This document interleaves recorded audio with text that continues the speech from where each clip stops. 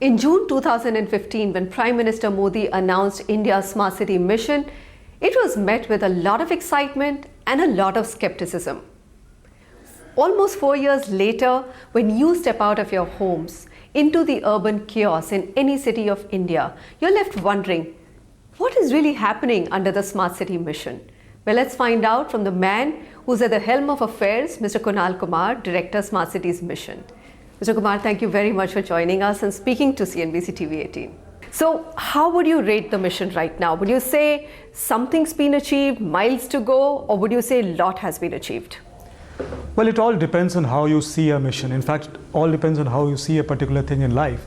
If you go by the numbers, the mission started with a $30 billion, close to $30 billion framework of projects. Correct. So close to 2,05,000 crores. See the numbers today, 3.5 years down the line, we've tendered projects close to around 1,10,000 crores, which is more half than the half. money is already been tendered. Exactly. And then more than 65,000 crores of projects have now been work ordered, which means that those works have started on ground. And typically works take 2 to 3 years to get over. So a beginning has been made, and therefore those projects are going to come alive. And if you see the numbers, so 50% plus tendering and 30% plus work ordering, anybody would say that the mission has actually performed on ground. It started to pick up. But then, of course, smart cities are never going to be a destination. Smart cities are always a journey. No city in the world today claims it's arrived, and there's nothing more to do as far as becoming a smart city is concerned. And therefore, our smart cities are also evolving, and they're evolving on different parameters. They're evolving on how they engage with citizens. They're evolving on how to, kind of create 360-degree projects which are integrated in nature, and they're working on various fields. So I think it's been a success. But of course, there's always skepticism, which is, I think, healthy, because it makes us do even more. And this is, I think, going to be really beneficial for the cities, because there's feedback. And this, I think, positive, constructive discussion that's happening around smart cities is another dimension which makes me feel that smart cities mission has actually been a success. You talked about positive conversations now. At least we've brought cities in our focus. It has become a conversation, and a big one. Having said that, when I look at the projects which have been tendered or what is visible, I think the biggest thing which is visible in terms of execution is the command and control centers in several of the cities. What is the citizen impact of these command and control centers? Yes, so again, by the numbers, more than 50 plus cities are on the verge of getting their command and control centers built during this year. Actually, more than 15 of those have almost become operational. 13 have actually started operation way back. A lot of people feel, that technology is kind of the ether, and the physical world is separate, and since we have not been able to fix our physical world, why do we even bother to talk about technology? Exactly. But here lies the biggest misconception, because technology and the physical world, the interplay is almost intertwined to each other. They're not separate. Today, we plan so many things on technology that we have. We plan our journeys based on what we see on Google Maps. We plan our, engagements depending on so many things that technology offers us. Imagine cities. Tomorrow, when you want to plan your transportation network in the city, you need to know what's happening on the roads, where are people starting from, where are the journeys ending, what is the mode of movement of people in the city. Our ICCCs are generating the data which is required to plan cities. And so you can plan cities in the traditional way by doing traditional human surveys, which will be typically 30-day surveys where the best sample you can get is about 30,000, 40,000 people. But the kind of technology that ICCCs bring in, with the way we are working on it, you can do millions of samples in a month because of the kind of data sources that we are handling. So that's one. City planning has come alive and is getting into a completely new dimension because of ICCCs. You see the impact on citizens. The cities which have actually implemented are seeing reduction in crime because, and that cameras. Is visible. That's visible. And that's there in data. That's recorded. Cities have seen improved traffic behavior. And there have been, quite a lot of important people who've been caught, jumping traffic signals, because now the city has its eyes on its own because the cameras are the eyes of the city. You see better compliance in water.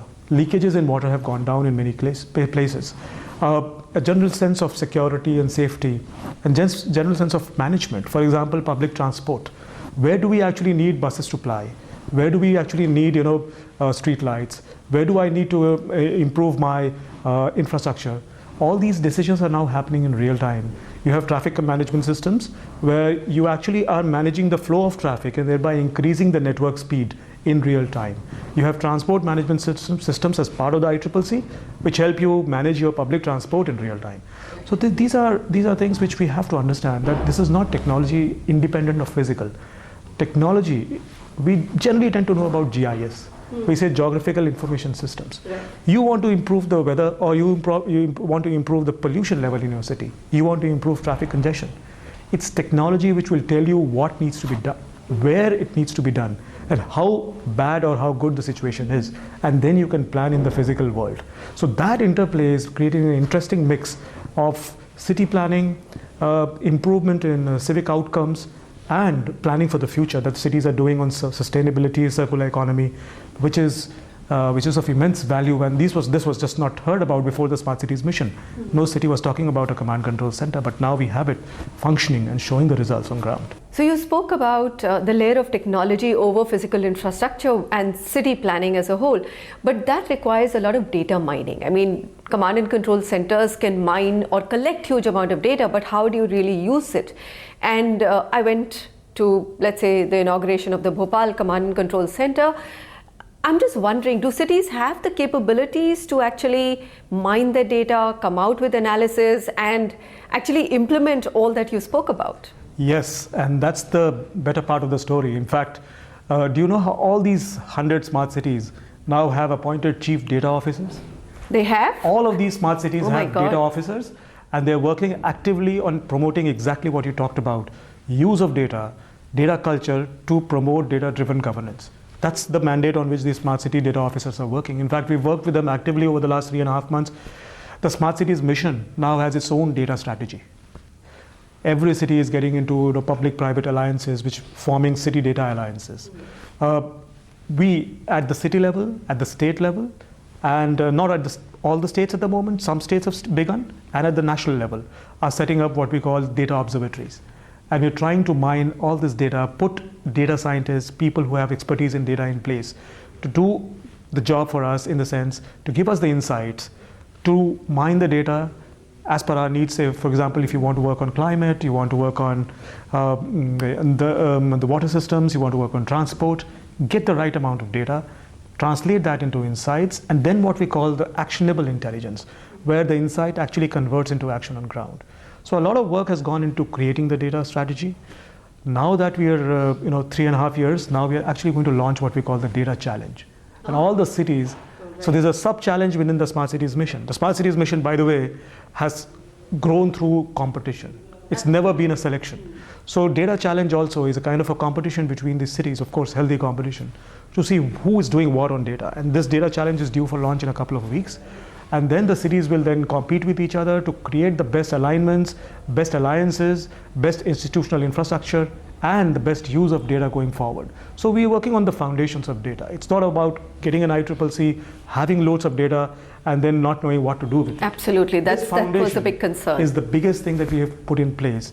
And that's going to weave the story. In fact, going forward, a year or two from now, the data that we will have about smart cities is, I don't think there will be anything else required to put a right planning framework, understand where we are headed, to monitor the right KPIs in these cities going forward. Wow. That is the foundational work that's happened. Sounds very impressive. Then let me come to the hard question.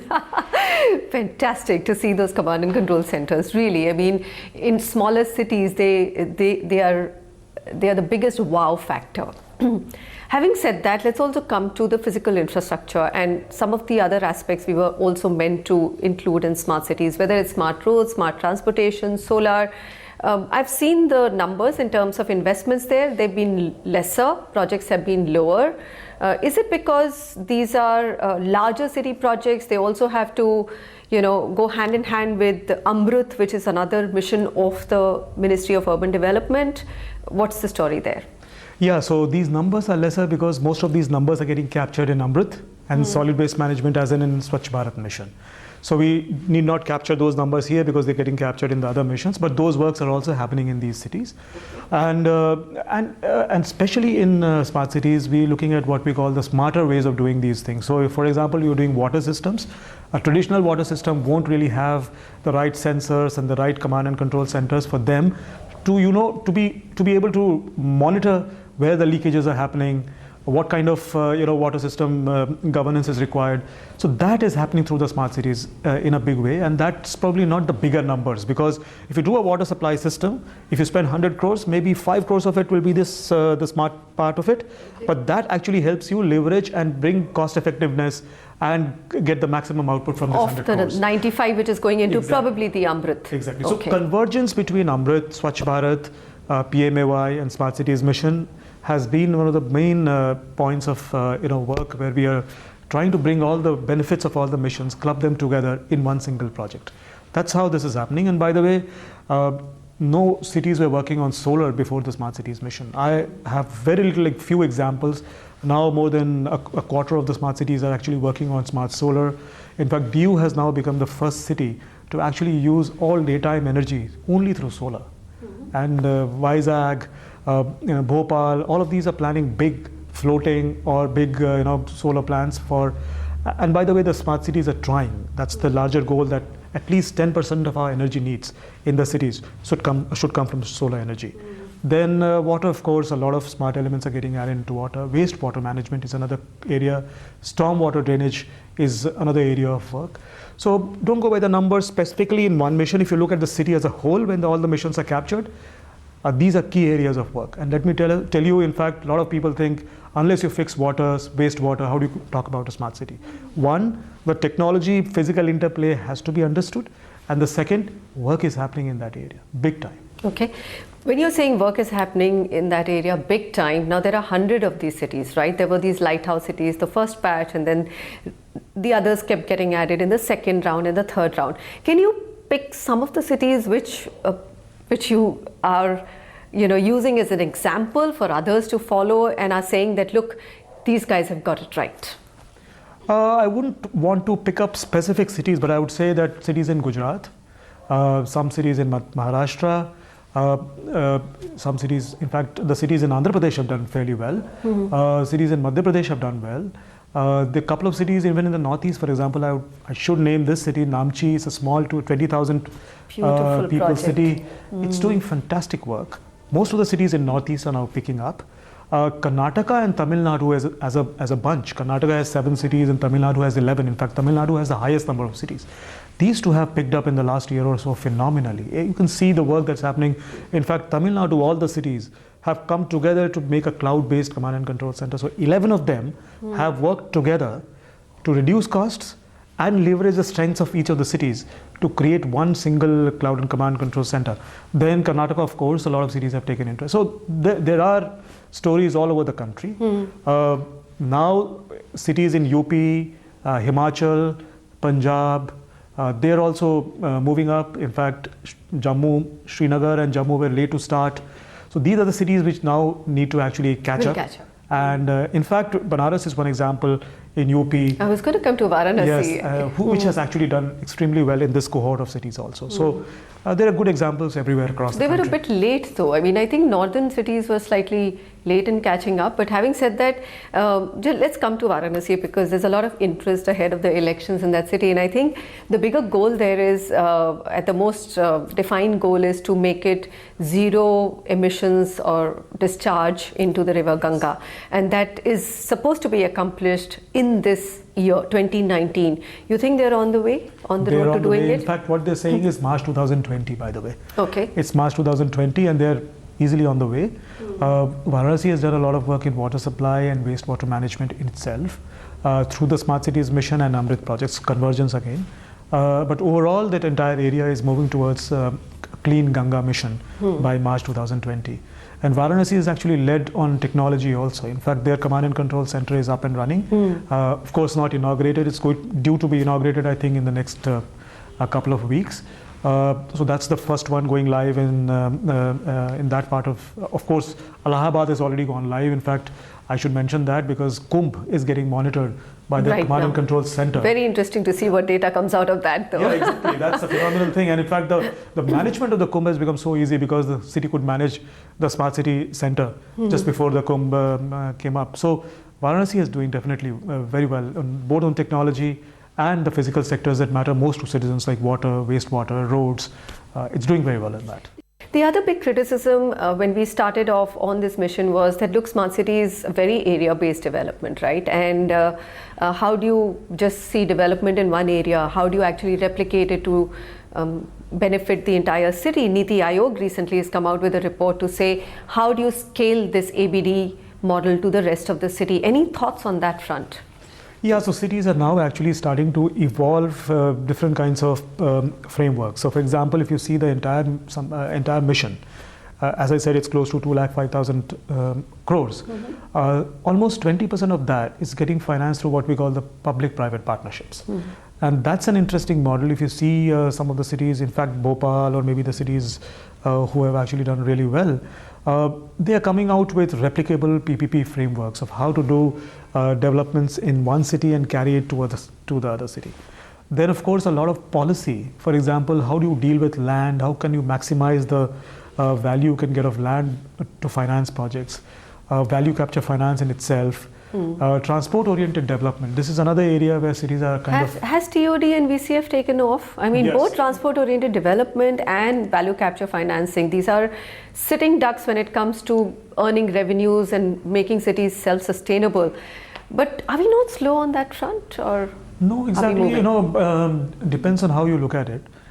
Transport-oriented development, in fact, transit-oriented development is actually something which is picked up tremendously. All the cities which have got metro projects or are doing BRT projects or are doing public transport projects are actually looking at dual benefits. One, transit-oriented benefits for the citizens because they come close to the transit corridors. And second, because it also increases ridership, it kind of makes these public transport systems more feasible. Then, of course, transit-oriented development gives you actually the money to finance such important capital-intensive. You can charge more for FSI. Public transport systems. And on the VCF, yes, there are few examples. I think that's one area of work which we need to expand on. Though the center did proactively work its own VCF came up with framework. a very good framework. Very good framework. And the states, every state has been shared with that framework and the states are working on it. Some cities have started to show some benefits, but yes, VCF will need a lot of more work. Municipal bonds, for example. When I was the commissioner in Pune, we raised 200 crores. This was June 2017. And from then on till now, 3,200 crores roughly have been 3,190. 2,000 crore is Amravati. Yes, but you should mention. I would think that as the director of the mission, this must be an area of disappointment, isn't it? Because, I mean, SPVs are going to run out of the money which centers and states have given them, and they need to move on this much faster. Markets are not looking that glamorous anymore in the sense that, there has to be an appetite for these municipal bonds, and that will only happen if their own books are robust, strong and clean. Yeah, I should mention to you that 35 cities are A- and above today. Never before had all cities gone for credit ratings. More than 450 cities have done credit ratings. We from the ministry are supporting with a 2% subsidy. So if you get a rate of X, you get X minus 2 to pay because ultimately 2% comes from the ministry. So there's a lot of impetus being given to municipal bonds, the value capture finance, land monetization, tax increment financing. For example, for funding local area projects, tax increment financing also is being used by some cities. So I think, how you look at it again, before June 2017, 11 years, nobody talked of municipal bonds. There was zero. Now from 200, we have reached to 3,200. More cities are going forward with it. By the way, we've been doing multiple rounds of discussions and we're going to come out with a discussion paper on how to push municipal bonds to the next level in the country. Because of the work that we have done under the mission, that's informed that process. And of course, value capture finance and land monetization and transit-oriented development. I think all of this is starting to come together as a very important source of finance for our cities. And this is what is going to lead, the philosophy was, ABD actually makes you think in ways of innovation of finance, innovating on infrastructure, and that is coming together. 3.5 years is not a lot of time for this to happen, by the way, at the scale that we are doing. But we've reached tremendous, we've done tremendous progress on this. I am a skeptic myself. I don't, believe in applauding myself or my team or the work that's happening in the cities. But we are, doing this constructively, and I think all the cities are working extremely well, extremely passionately to see that they, develop these models, and that's the success. And the ministry is maxed the art of pitching them one against the other. So you have a livability index challenge, now you have a data mining challenge. By the way, the Ease of Living Index version 2, we're just going to announce it in about a couple of weeks. So we are having our annual CEOs conference of smart cities on the 26th and 27th of February in Delhi. And we are also inviting the industry to participate, the cities to participate. That's the time when the cities will actually get the stage to showcase what they've done. We're looking forward to that. All right. You've always said that time is short and expectations are really high. Believe me, they're very, very high. On the physical infrastructure, though, you said, look, these are two aspects of smart city. Are we facing a big battle because of just our cities being very populated and smart city mission per se being more a retrofitting process, right? Yes. Is that a very big challenge for you? Well, population, I think, is an opportunity, not a challenge. Absolutely, the cities don't feel that population is a challenge. I think the more engaged citizens are and the more human capital you have, it's about how you actually channelize that power, that soft power that the cities have into economic growth for the cities. The cities are actually, working on so many dimensions. In fact, economic growth is one of the most important pillars of the smart cities mission. I think retrofitting itself is very important, because if you really want to, use this human capital to show the kind of or to deliver results for the city, to bring fruits for the city, you need to create cities of that kind. You need to provide good public transportation systems so that everyone can reach his or her workplace in time. You need to provide good quality water systems so that people don't have to spend on health rather than spend on anything else productive. So retrofitting is important. The challenge is, when you retrofit, number one, you have to work with multiple different agencies. Number two, you have to work between many programs. And then, of course, the challenge of land acquisition, because there's some people living there, the challenge of putting infrastructure in place because it's a live city. But we have to, understand this, that yes, green cities are important, greenfield development is important, but it's very important to retrofit our cities also, because people are actually living there. And there's so much of potential everyone has, there's so much of talent. When I used to work in Pune, I used to meet these youth in slums. I used to feel the next Apple or Google would actually come from the slums of Pune because of the smartness this youth had. The municipal corporations and the mission on the whole in the country has to make it possible for every individual to be able to realize that dream, or that to fully flower the potential that each of them have, and for that retrofitting is important. Yes, it is challenging. It still takes so long though for any infrastructure to come up in a city. I mean, through technology, is there any way that we can shorten the time span of maybe making a flyover or just laying down a road? We've not been able to shorten any of that in any city. No, it's happening. In fact, in housing projects especially, in projects which are now using technology in solid waste management and even water, the timelines have been shortened, because if you do a traditional leakage detection systems, it takes you sometimes months to actually detect things and repair water systems. But now with smart systems, it happens overnight.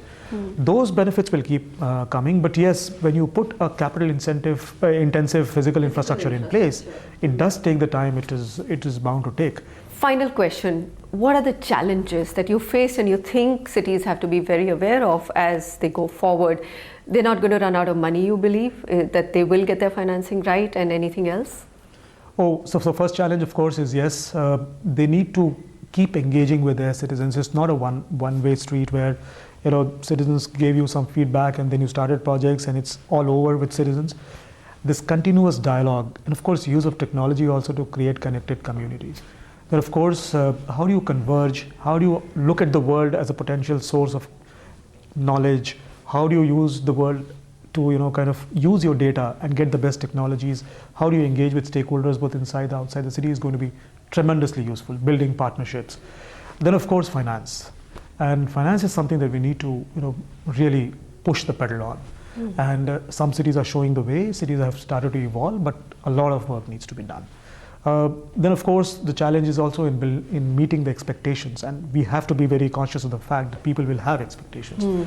But at the same time, if we really engage with them and keep talking to them about what's happening, what's the way forward, what is that is a priority for them today, I think the cities can really kind of meet those expectations. If not today, at least tell the citizens that this is what is happening, and this is what is going to come. If you can get the citizens engaged, I think the job is done. Look at how Indore, they feel so proud about being the cleanest city. Mysore feels so proud, and if anybody comes number 2, they get really upset about it. Why are we number 2 and not 1?